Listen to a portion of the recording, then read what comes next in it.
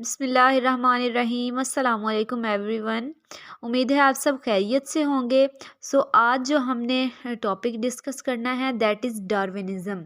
जैसे कि last lecture में हमने देखा था लेमार्किज़म को, जिसमें क्या लेमार्क का जो कॉन्सेप्ट था उसको डिस्कस किया था, क्योंकि लेमार्क ने अपने जो है वो प्रूफ नहीं दिए थे, तो इस वजह से उसकी जो थ्योरी है वो ज़्यादा एक्सेप्टेबल नहीं है। तो डार्विनिज़म की बात करें तो सबसे पहले हमारे पास जो साइंटिस्ट हैं चार्ल्स डार्विन हैं। अगर इनके बारे में बात करें तो born in Shrewsbury in western England में ये 1809 में पैदा हुए। द वॉयज होता है सफ़र ऑफ बीगल, ये जो इनका बहरी सफ़र था, वॉयज बहरी सफ़र, और बीगल जो जहाज़ था उसका नाम है, ठीक है, Beagle to South America coast line. और ये कब की बात है, 1831 की, जो उनका बहरी सफ़र था। उस बहरी सफ़र में उन्होंने कुछ ऑब्जर्वेशंस की ऑन साउथ अमेरिका मेनलैंड, ठीक है, साउथ अमेरिकन मेनलैंड पे उन्होंने कुछ observations and collected thousand of specimens of fauna and flora of South America.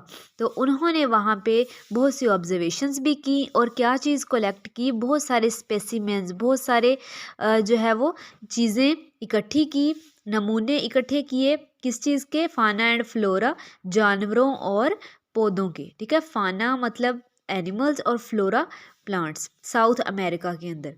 फाना और फ्लोरा की अगर जो उन्होंने नोट किए जो एनिमल्स और प्लांट्स, उनकी बात करें तो वो डिफरेंट रीजन्स ऑफ कॉन्टिनेंट, उस कॉन्टिनेंट के जो हमारे पास अमेरिका है उसके डिफरेंट जो है वो रीजन्स से थे, ठीक है। दे हैव, अब उनमें क्या ऑब्जर्वेशंस थी, they have definite south American stamp, क्योंकि अब जो है वो उसने क्या नोटिस किया कि माहौल कैसा है, एनवायरनमेंट कैसा है अमेरिका में, जिस तरह का एनवायरनमेंट है उस तरह की उनमें स्टैम्प यानी उस तरह की चीज़ें नज़र आई, ठीक है, उस माहौल के अकॉर्डिंग उनमें अडेप्टेशंस नज़र आई।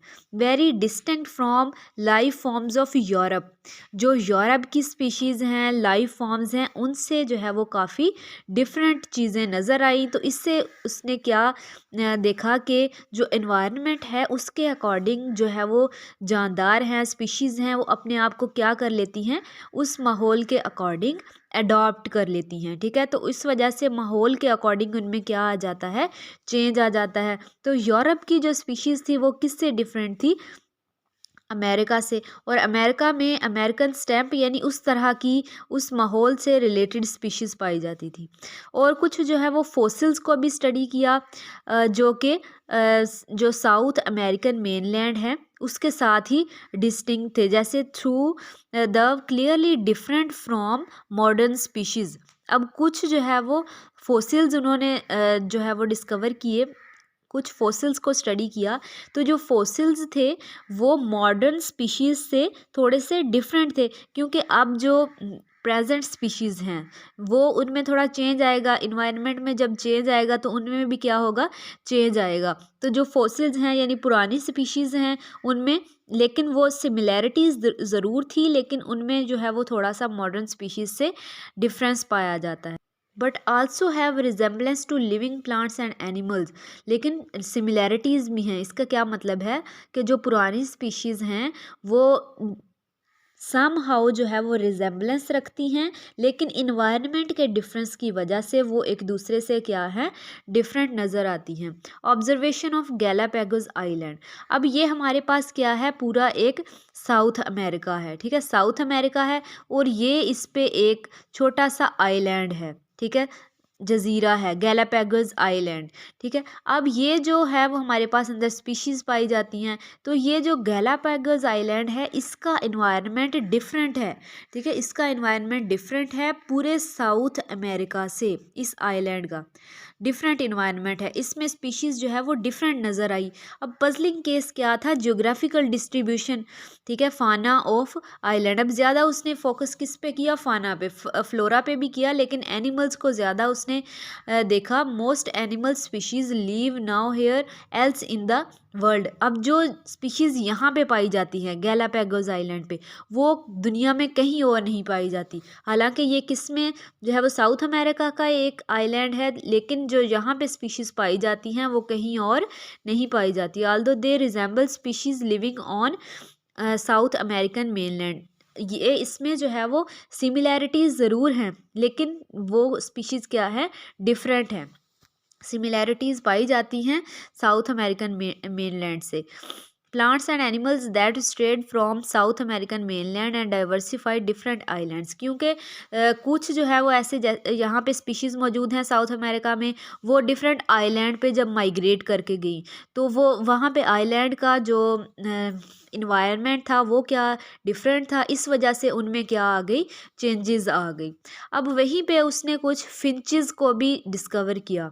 Darwin collected 13 different types of finches, ठीक है, फिंचेस यानी छोटी छोटी चिड़िया, ठीक है, उसने जो है वो 13 डिफरेंट, अब 13 जैसे डिफरेंट आइलैंड हो सकते हैं जो कि एक दूसरे के करीब करीब हो सकते हैं, तो इस तरह से 13 डिफरेंट टाइप्स की उसने जो है वो फिंचेस को देखा, कलेक्ट की। आल्दो क्वाइट सिमिलर, कुछ जो है वो हद तक वो उनमें सिमिलैरिटीज़ थी, क्योंकि जो पास पास आइलैंड में पाई जाती हैं उनमें सिमिलैरिटीज़ होती हैं, ठीक है, वो माइग्रेट करके इन्वायरमेंट की वजह से उनमें चेंजेस आ जाती हैं, बट सीम्ड डिफरेंट और एक दूसरे से डिफरेंट नज़र आती हैं।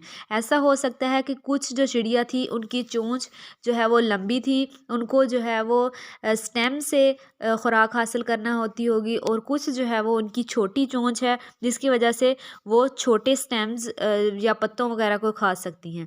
डिस्ट्रीब्यूटेड टू 1 और 2 island close to each other, यही बात है कि वो ऐसा हो सकता है कि वो आइलैंड जो है वो एक दूसरे के करीब हों और उन पे इन्वायरमेंट क्या हो, डिफरेंट हो, तो सम हाउ जो है वो सिमिलैरिटीज़ हो सकती हैं, लेकिन एक दूसरे से क्या नज़र आती हैं, डिफरेंट नज़र आती हैं, ठीक है। तो उसने जो है वो ये फिंचेस को भी कलेक्ट किया। होप सो आप लोगों को क्लियर हो गया होगा। अभी मज़ीद जो है वो इसका नेक्स्ट पोर्शन हम नेक्स्ट लेक्चर में डिस्कस करेंगे। अल्लाह हाफिज़।